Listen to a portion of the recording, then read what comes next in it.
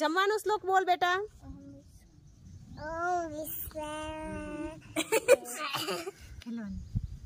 अहम वैश्वा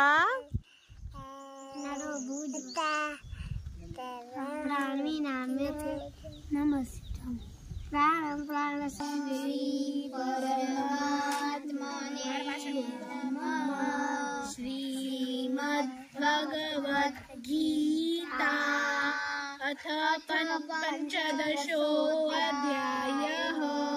श्रीभगवानुवाच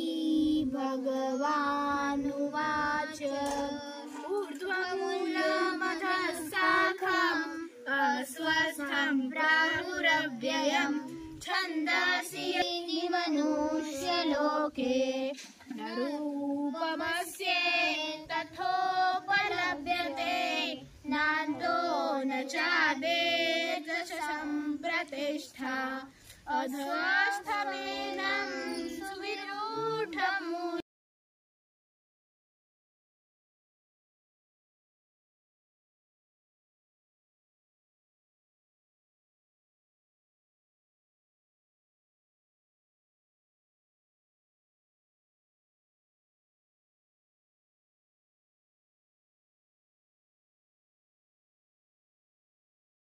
जय श्री कृष्ण। ओम श्री परमात्मने नमः। श्रीमद् भगवत गीता अथ पंचदशोऽध्यायः।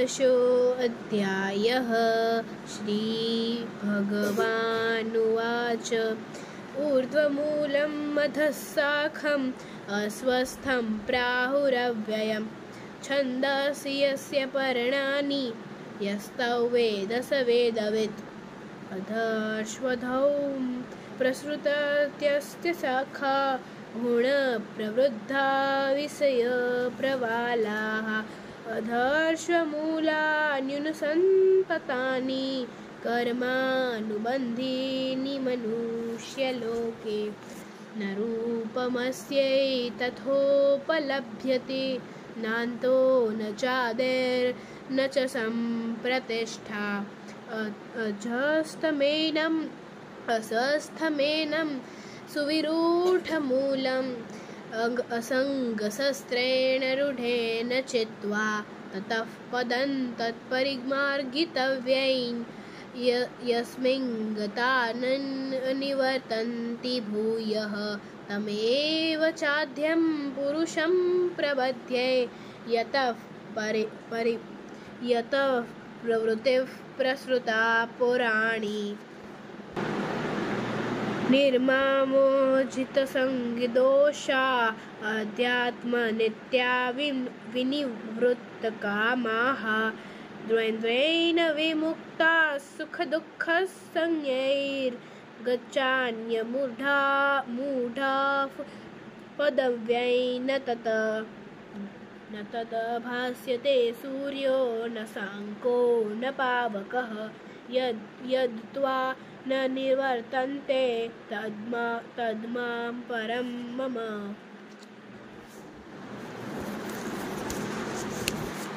ममेवासो जीवलोके जीवभूतः सनातनः मनःषष्ठानि इन्द्रियाणि प्रकृतिस्थानि कर्षति शरीरं यद्वाप्नोति यच्चाप्युत्क्रामतीश्वरः गृहीत्वैतानि संयाति वायोर्गन्धानि वासयात् श्रोत्यं चक्षुस्पर्शनं च रसनं घ्राणमेव च अधिष्ठाय मनश्चायौ विषयानुपसेवते उत्क्रामन्तं स्थितौ वापि भुञ्जानौ वा गुणान्वितं विमूढानानुपश्यन्ति ज्ञानचक्षुषः यतन्तो योगिनश्चैनं पश्यन्त्यात्मन्यवस्थिरं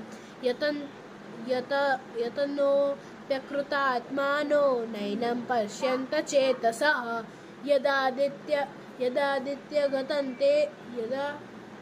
यदादित्यगतं तेजो जगद्भास्यतेऽखिलं यच्चान्यन्द्रमसि यच्चाग्नो तत्तेजो विद्धि मामकम् गामावेश्य च भूतानि धारयाम्यहमोजसः मोजसा पुष्णामि चौषधिः सर्वास् सोमो भूत्वा रसात्मकः। अहं वैश्वानरो भूत्वा प्राणिनां देहमाश्रितः प्राणापानसमायुक्तः पचाम्यन्नं चतुर्विधं सर्वस्य चाहं हृदि सन्निविष्टो मतः स्मृतिज्ञाननमपोहनं च वज्रैश्च सर्वैरहमेव वैद्यो वेदान्तकृत्यै दविदेव चाहम् द्वामिमो पुरुषो लोके द्वाविमो पुरुषो लोके सर्व एव च क्षरः सर्वाणि भूतानि कूटस्थो स्वर उच्यते उत्तमं पुरुषोऽस्तव्यं परमात्मेत्युदाहतः यो लोकत्रयमाविश्य बिभत्यव्यय ईश्वरः। यस्मात्क्षरमतीतोऽहं अश्वरादिदपि चोत्तमः अतोऽसीं लोके वेदे च प्रथितः पुरुषोत्तमः यो मामेव मूढो जानाति पुरुषोत्तमः सर्वविद भजति मां